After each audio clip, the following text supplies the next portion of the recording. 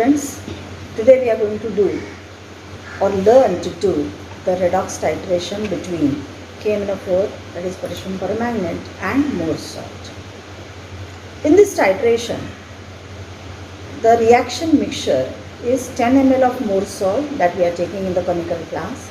We will be putting out in the conical class, and to that we will be adding 2 test tube of sulfuric acid, and then directly titrating it with the KMnO4 solution. We don't have to do any heating here. Remember the difference. With oxalic acid KMnO4, we had heated the reaction mixture to expel the carbon dioxide. However, in this section or in this titration between KMnO4 and Morse salt, there is no gaseous product which is formed like carbon dioxide, and therefore we don't get any backward reaction, and therefore we don't need to expel any of the product, any of the gaseous product, since it is not formed. So we will directly pipette out the 10 ml of solution, Morse salt solution, add 2 test tube of sulfuric acid and titrate it against the burette solution, that is KMnO4 solution. That is the process we are going to follow. Now, any titration, when you proceed, you need to write the theory. Write the theory first and then write the observations on the left hand side of your notebook. The observation goes burette solution.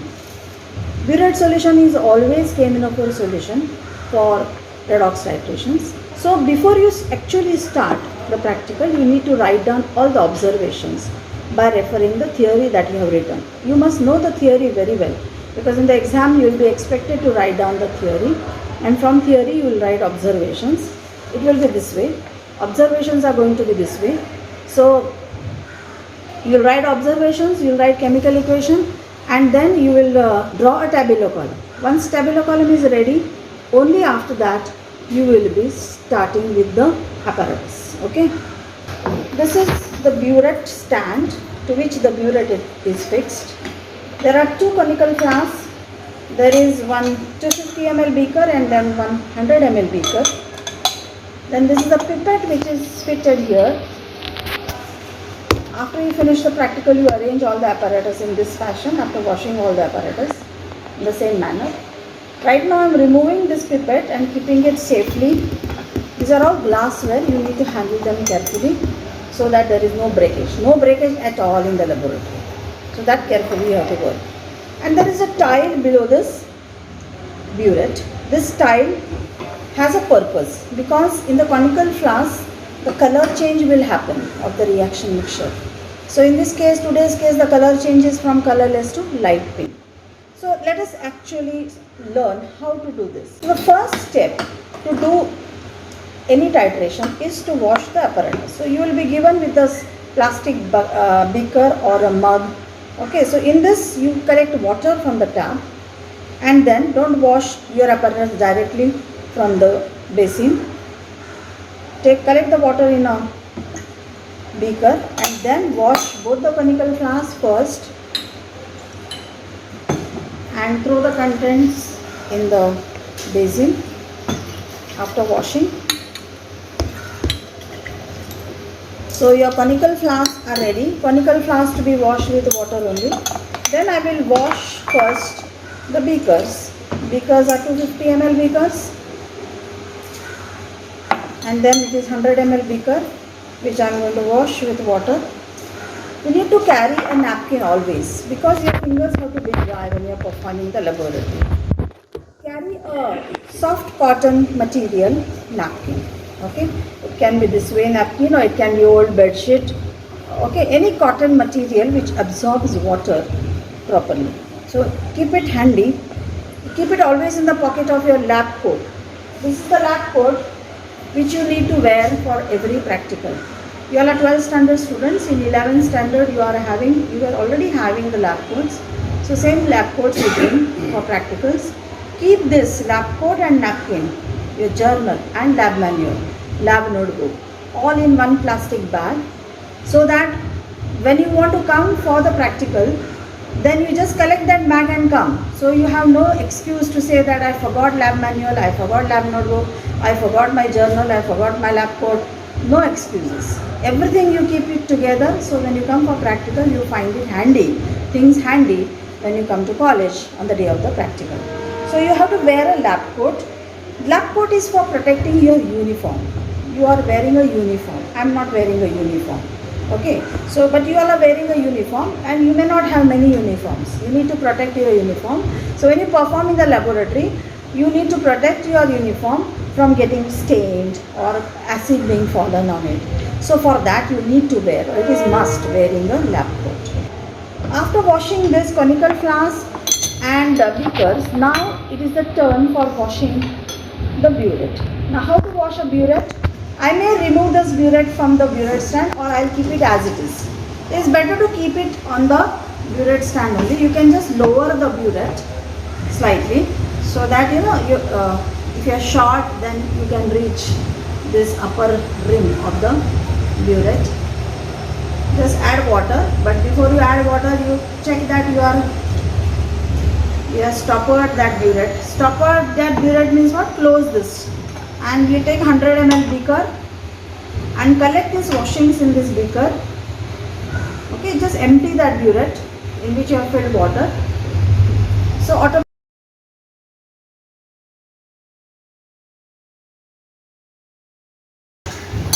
now burette is emptied. So I will throw away these washings in the beaker. And now my job is to rinse the burette. I am going to fill this KMnO4 solution in the burette. My burette solution is KMnO4 solution from container B. So this solution, burette solution, I will take it and I will pour it. Now while pouring it in the beaker, see, this is a narrow cylindrical tube of burette. So I need to touch this rim of the beaker to the burette and fill only this. There is a 25 ml mark, 25, 24 ml. So up till this mark only I will fill the burette and I will allow the solution to run down. Now why rinsing is important? Because when I wash the inner walls with water, some droplets of water are inside. So those few droplets of water may change the concentration of the solution, KMnO4 solution. So in order to have an accurate concentration of the solution, I need to rinse the burette with that respective solution which I am going to fill in. And that solution should run through this nozzle, because in the nozzle also there are droplets of water. So they should also flush out. So it should run through this, and now these are the rinsings. Okay. Now what I will do, this particular KMnO4 which I have used for rinsing, this beaker I will tilt it like this, and I will try to wash or rinse the inner walls of these small beaker. Now this KMnO4 beaker is bigger, so it is little inconvenient. So I will fill in this KMnO4 solution after rinsing the small beaker and take a KMnO4 solution in this beaker. And now I will stopper this burette. The stopper means what? I will close this. Okay, otherwise all solution will fall down. And now I need to fill the solution in the burette. I need to fill the burette. Now I will fill it completely, little above the 0 mark. So this is the 0 mark. This is the 0 mark, 0 line, little above the 0 line I have taken the solution. Now why I need to take little more than that? In the same beaker I will collect the solution because I already rinsed the burette. I need to fill also the nozzle. So I will look at the solution on top and I will lower the solution level till the 0 mark. I need to adjust the upper meniscus. So in your explanation which I am sending you, the document of the written document, the PDF file, in that I have drawn a diagram and shown you what is 0 line and how the colored solution. For colored solution we always have to mark the upper meniscus. After washing the pipette with water, now I am taking the Mohs salt solution. See, take this bulb in your left hand and then just fit it here to create an air pressure, and then dip this particular tip into the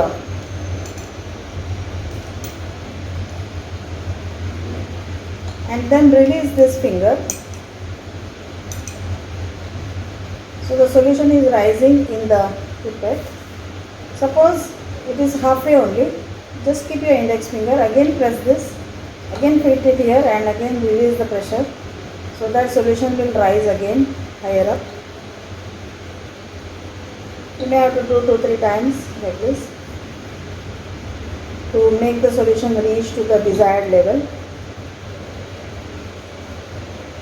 I am rinsing this. I will tilt this particular pipette slightly, so till that the solution will go up till this red mark, and then I will allow the solution to run. So you have observed that I am operating this particular rubber with the left hand, pressing it with the left hand, and I am not fixing it here, but I am just holding it so that to create that air pressure. And immediately whenever I want to remove this, I will fix my index finger, right hand index finger onto this, so that the solution will not run out. Okay, so I have thrown that rinsings. This was the rinsing step. Now let us take the solution up till this mark. So what I will do, I will dip this pipette into the solution. So from the bottom I will just slightly above press this bulb, just fit it here, apply, release the pressure on that rubber, solution is rising. Suppose it is going down, again I will apply the pressure here, press it and then fix this and release the pressure, solution will rise down, rise up.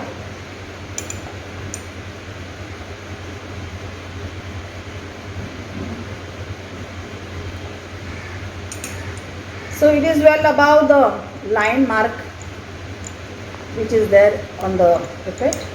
And now with the index finger, I will hold this particular volumetric flask in my hand, and then I will release the pressure of my finger slowly. The solution should not run fast, it should come down slowly up till this mark, and then it reaches the mark, the lower meniscus touching the mark. I have to hold it in my eye level, then transfer it into the first conical flask.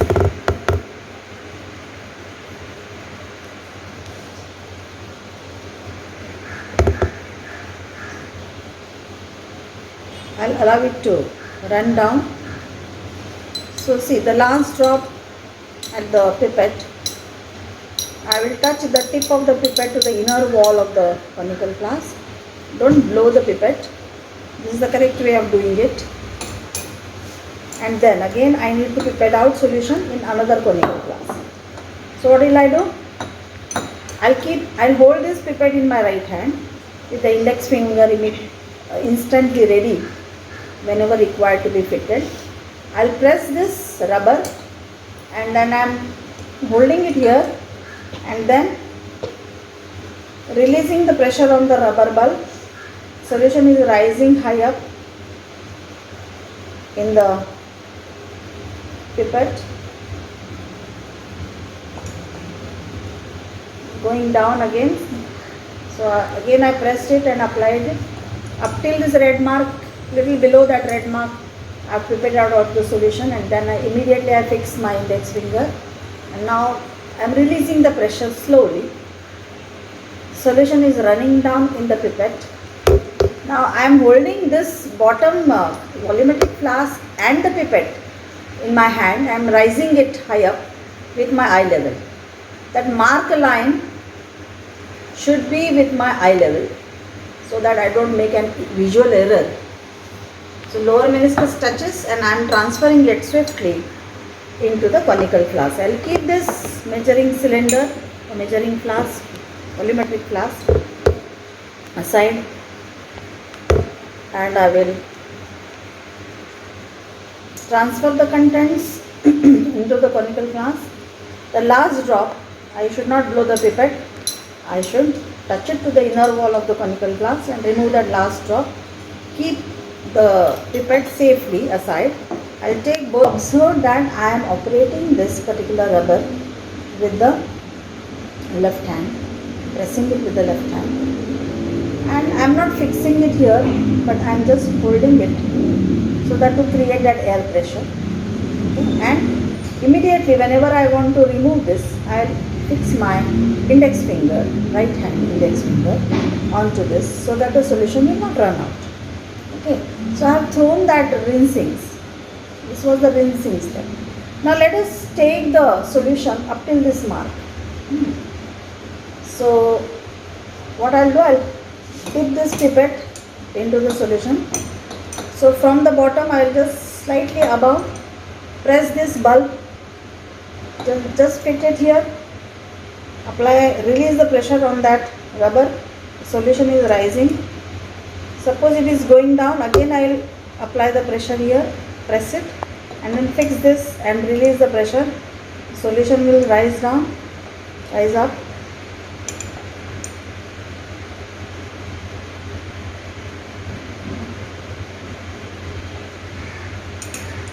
So it is well above the line mark which is there on the pipette. And now with the index finger, I will hold this particular volumetric flask in my hand.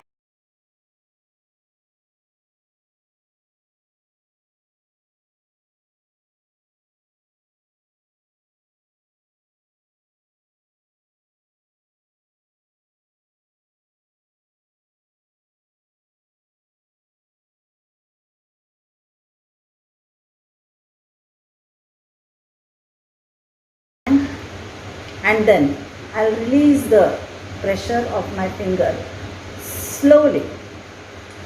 The solution should not run fast, it should come down slowly up till this mark, and when it reaches the mark, the lower meniscus touching the mark, I have to hold it in my eye level, then transfer it into the first conical flask.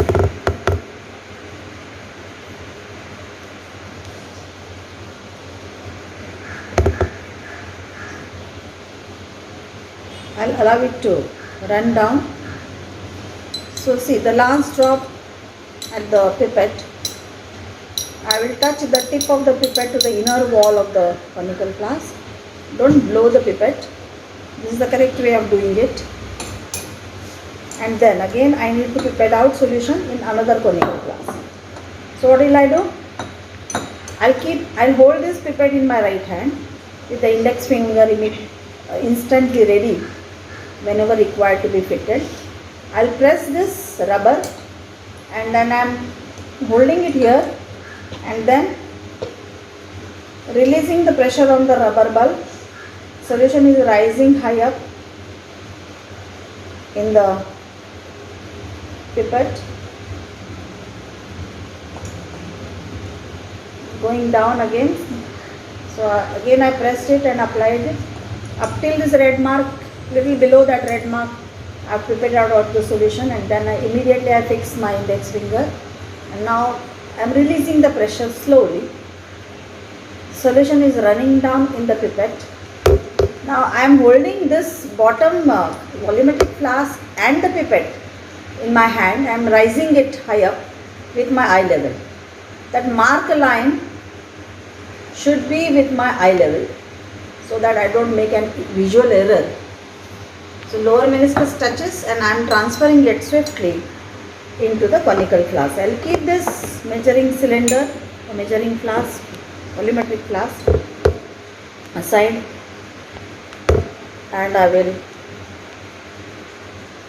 transfer the contents into the conical flask. The last drop, I should not blow the pipette.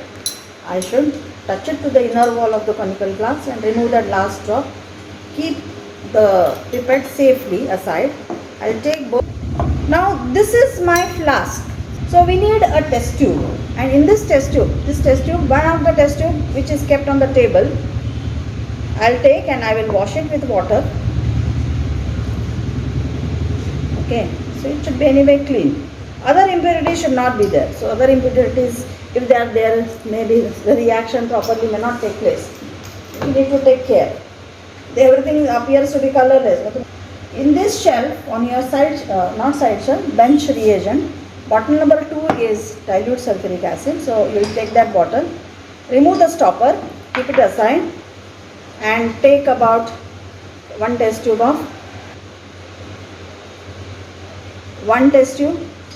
at a time. You have to add 2 test tubes of dilute sulfuric acid in 1 conical flask. Okay, so I am adding in this first one. You handle everything carefully. Then second conical flask also I am filling it. I am adding the 2 test tubes of dilute sulfuric acid. So now I am keeping the conical flask ready for titration to be performed. I will stopper the sulfuric acid bottle, replace it in its place.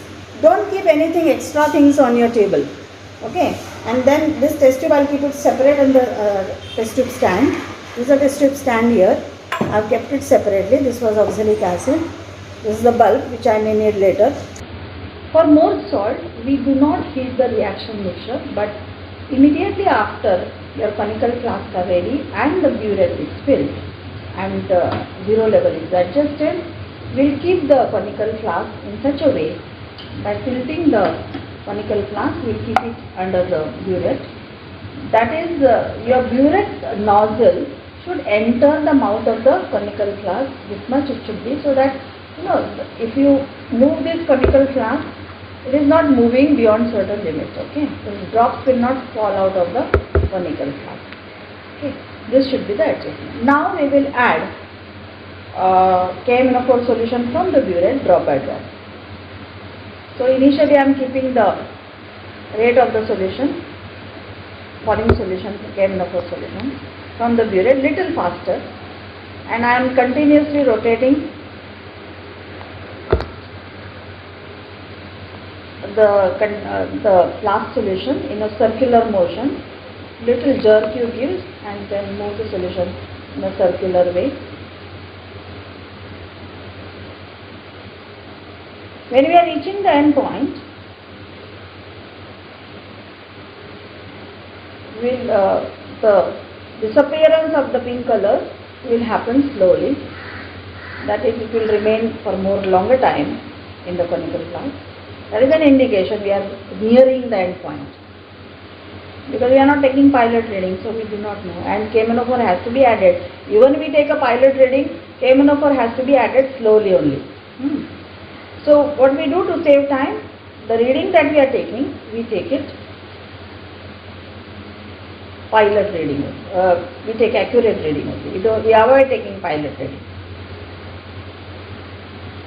Now let us see what is the reading we are getting.